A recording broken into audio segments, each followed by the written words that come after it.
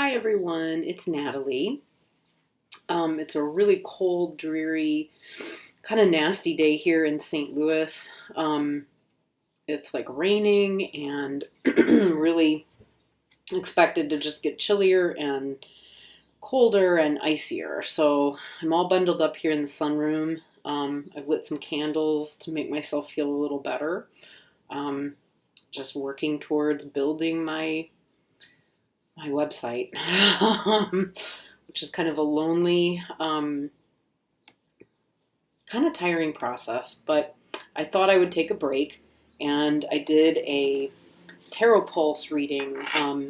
Lisa from Mindful Tarot posted this, and she's been posting about it, and I think she's been posting about it as balancing your energies through tarot pulse. So I thought, this is a good moment to take a tarot pulse.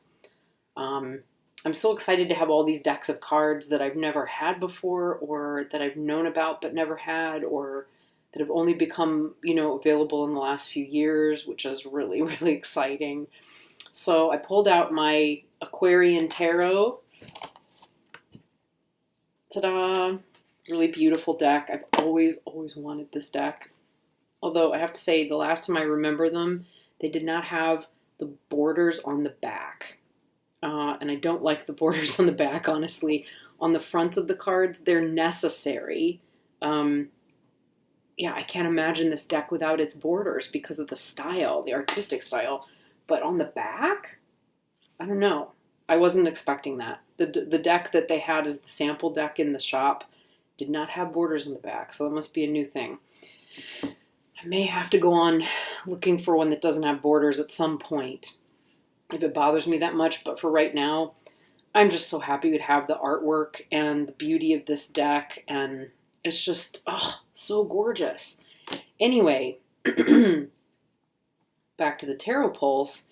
For those of you who may not be familiar with this, the Tarot Pulse involves shuffling the deck, and then you take your cards off the top of the deck and you keep going until, oh wow, it just changed to snow out there. So it's no longer coming down as rain, it's now coming down as snow.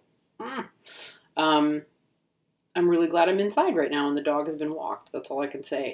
Back to the Tarot Pulse. You pull cards off the top of the deck until you find, say, the Hermit, or I've got my crib notes here somewhere. You find the Hermit, Strength, Justice, or Temperance. And say the first one I pull is the Hermit, and the Hermit and it was today. The Hermit relates to relates to the Pentacles. So the one that I pulled for Pentacles today was the Two of Pentacles, which is a really lovely representation of that card. And then you keep flipping, you keep flipping, you keep flipping. The second one that I came up with was Temperance, and Temperance relates to the Cups. So the very next Cups card that you come up with after Temperance appears is your next card. So this time I came up with the Two of Cups. And then you move on. Let's see. The next one I got after that was Justice. So Justice was the next major that's in this technique that came up. And Justice is related to swords. So the very next sword card that came up for me was the Eight of Swords.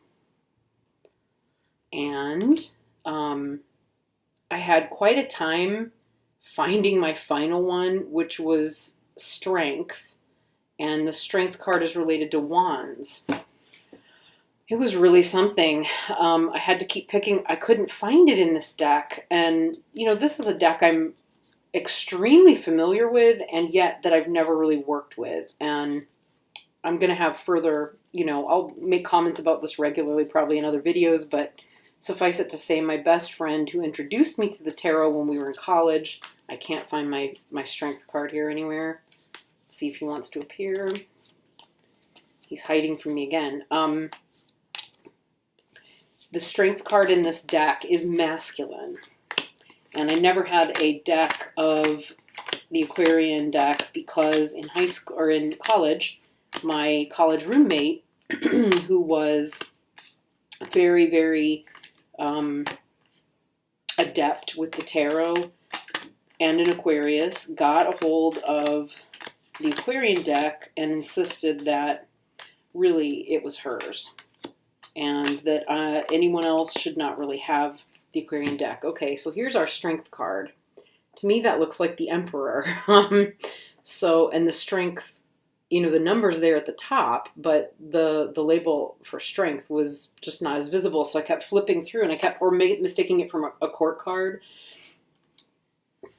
Anyway, we look at it, I was mistaking him and I kept having to flip through to find him. By the time I did, and I did see him, the next wands that came up was the 7. And in this deck, it's the rods. So, fun times. So, it took me a while to get, you know, but it's a great way to get used to the deck. And I'm just so excited to have the Aquarian Tarot to play with. So, looking at these cards, you know, to start with, let's see, they come up and, yeah. No, I guess you guys would be reading it. I don't know. Anyway, the first one was this one. The first one was 2 of Pentacles. The second one was 2 of Cups. And I thought it was interesting that 2 2s came up. And, you know, starting with the 2 of Pentacles, usually I see that as like keeping things in balance, you know, making adjustments where necessary. So if I'm looking at my money, really, which is what I'm doing a lot at the moment, because I'm presently not working and seeking work, while at the same time working on building my own business and company, which is a lot. It's a lot. So I'm starting my end-of-life doula business and really just having to do a fair bit of this, you know, just making adjustments here, making adjustments there. But, you know, I always see this in terms of finances and things as not being a particularly distressing, you know, finance card, really. It's just ebbing and flowing and keeping balance. And that's absolutely what's going on right now. And then 2 of Cups, you know, harmonious relationship, which I really have right now with my partner. He just came back from the grocery store and, you know, we're not married right now. And I don't know, we're old enough at this point that we may or we may not, who knows, but we definitely treat our relationship with as much equity as we can, and we're really, really sharing, and we're very generous with each other. And so I love that this came up. That really very much describes the kind of harmonious, you know, emotional support, generosity. I kind of, you know, Cups and Pentacles I tend to see as being like really, you know, this one is more like materialized. This one is, it's still physical to me because emotions live in the body and water, you know, lives in the body. So I tend to think of them both as being very, you know, material cards.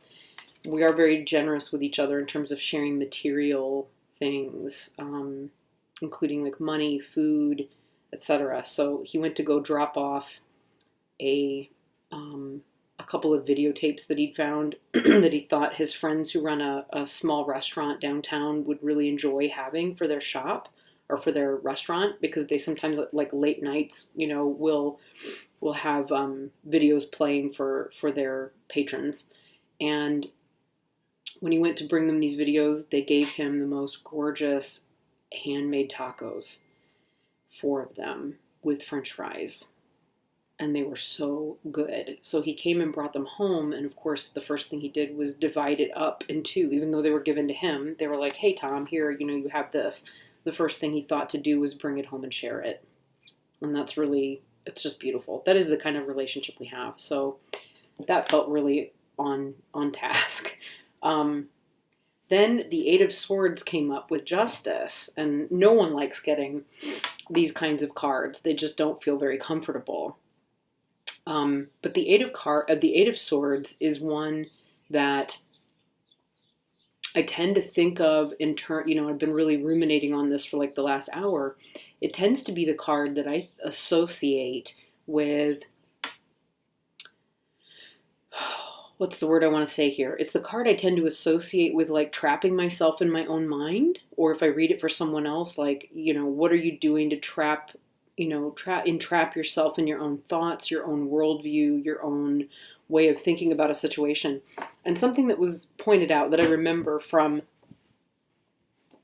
pardon me, tacos, that I remember from the first time that I was interested in tarot was the awareness that this woman at any moment could, come up against one of these swords and free herself. That if she just lost her sense of fear of what's there that she can't see, she'd be perfectly capable of figuring out how to free herself from the bondage, right?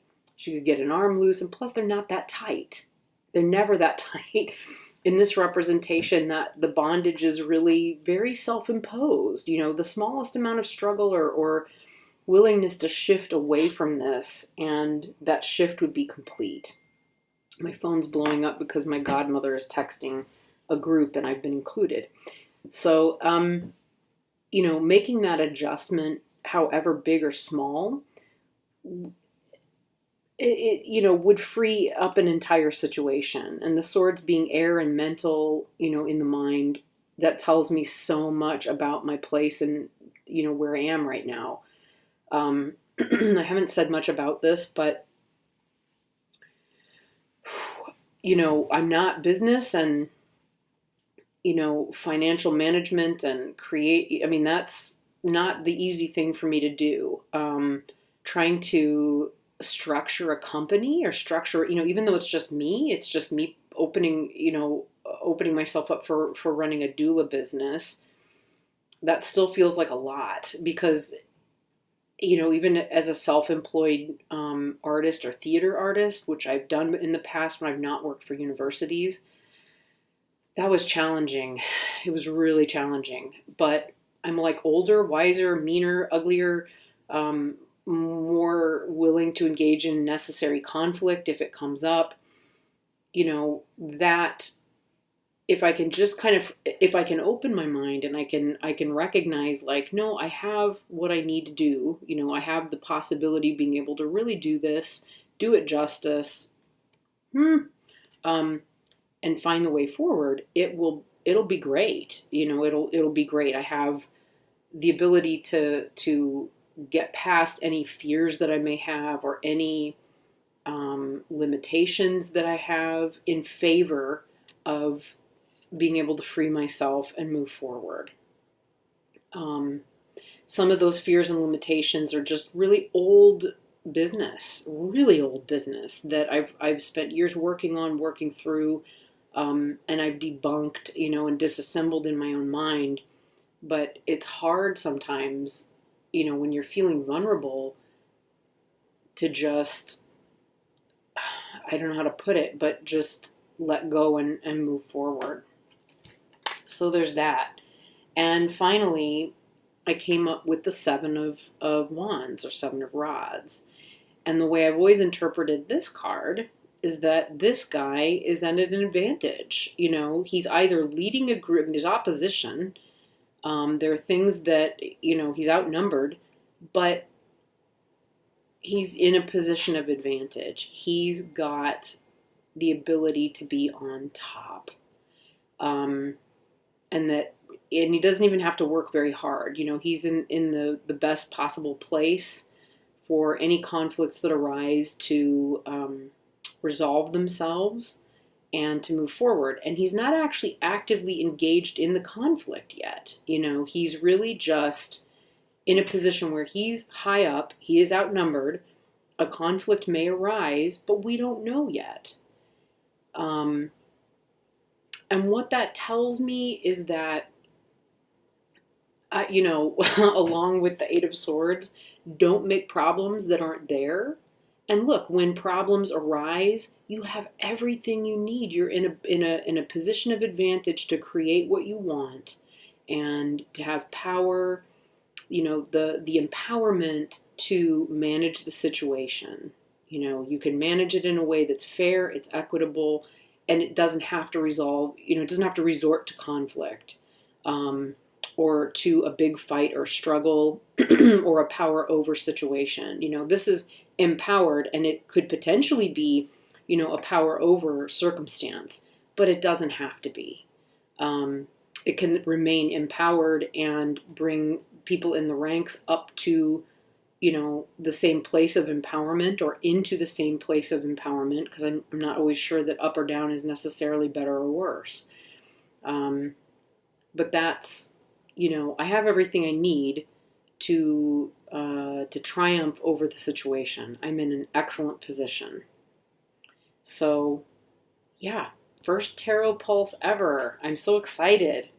And since the swords are the deck, or are the suit rather, that are most, that's most prominent to me in this reading, I feel like the need to continue to pursue working with an airy deck. And it's interesting that I was drawn to the Aquarian Tarot, because Aquarius is an air sign, and this deck is certainly very, very airy. I think I'll work with it again tomorrow. So when I do my tarot pulse and take my pulse tomorrow, I will work with this deck again. It's a really lovely opportunity to become well acquainted with this deck anyway, which is exciting. I've always wanted one. I love the artwork so much. And when I look at how much it's influenced a lot of artistic choices that I've made over the years and so on, it's really exciting. So anyway, that's it. I just wanted to do a response to the tarot pulse, and I'm really enjoying it as a method, as a way of moving forward. So thank you, Lisa, and thank you to anyone else who's watching this.